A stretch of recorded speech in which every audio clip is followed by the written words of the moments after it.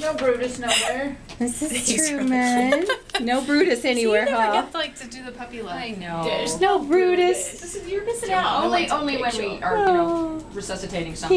He is. And then He's they're just fun. the sweetest little thing. Did you get my nose? Hey. Get my nose? Truman. Now he's kind of a feisty one too. Hey, sweetie. Yeah. You have, I'm so glad you're not sedating them. what? No, not you. Not me. The last litter I had 5 years ago, I can't remember who did it, but he sedated them, and it was just kind of sad. She has the bitch and the dog, so we're just trying to figure out. He says, well, But they didn't hold him. They just put him on a table and expected him to just sit there with these things in Yeah, his that doesn't work with puppies. No, but I don't think they need to be sedated. I've only sedated one dog in all the years I've been doing this. Really? Because it was naughty. It was a bad little Boston Terrier. I was an adult, and he was just like, they don't have a muzzle, and there was no holding this dog. Hey.